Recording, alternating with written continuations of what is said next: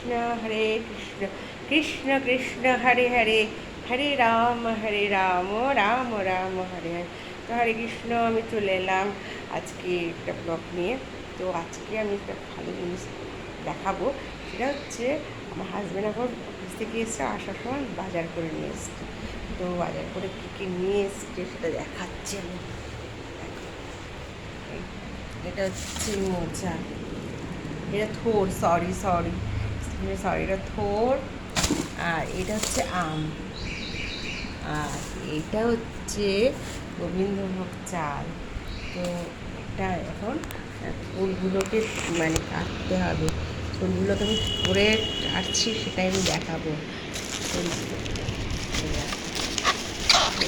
Piece piece piece করতে হবে।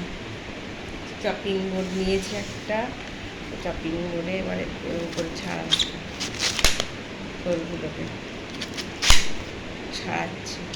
আর সকালবেলায় উঠে আমাকে রান্নায় যেতে হবে, ফুলগুলোকে এরকম করে চপিং করে ছাড়াচ্ছি। এই যে ফুলগুলো ছোড়া আছে, ফুলগুলোকে সব ছাড়াতে হবে।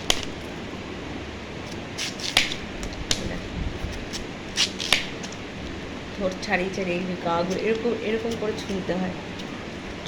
ছোট্ট ছোট বেরোবে, সেটাকে আস্তে আস্তে করে এরকম করে করে কুচি কুচি কুচি কুচি করে করতে হবে।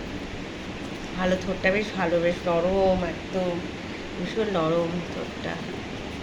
দেখো কি সুন্দর দেখাচ্ছি। দেখো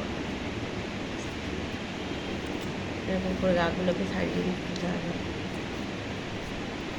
নরম থোরটা, খুব ভালো থোর। এবার তার চপিং বোর্ডের মধ্যে এগুলোকে পিস পিস করে করে করে করে করতে হবে।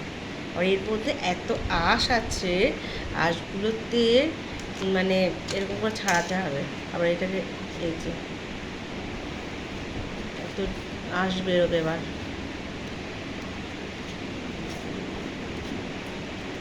এত আঁশ আছে, আঁশগুলো ছোটো ছোটো ছোটো করে পিস পিস পিস পিস করে করতে হবে।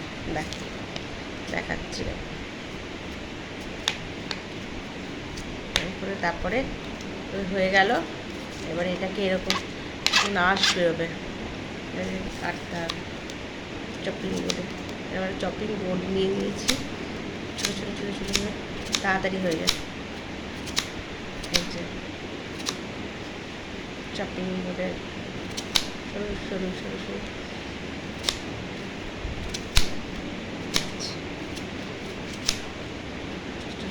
দেখাবো। এবার ছোটো দেখাবো এবার এবারে আবার এটাকে আবার অনেকগুলো পিস পিস ছোটো ছোটো করে পিস পিস করতে হবে। চপিং বোর্ডেই ভালো হয়।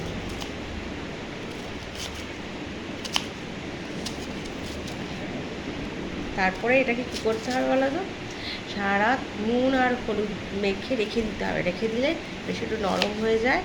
নরম হয়ে গেলে তাহলে একটু আবার সিটি দিয়ে নিতে হয়। আর সিটি দিলে একটু বেশ ভালো হয়। তারপরে রান্না করতে খুব ভালো হয়। এটা সুন্দর হয়ে গেল।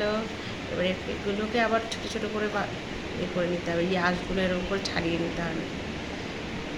নিয়ে আবার এগুলোকে ছোটো ছোটো ছোটো করে পিস করতে হবে। তো এখানে রাখছি। হরে কৃষ্ণ।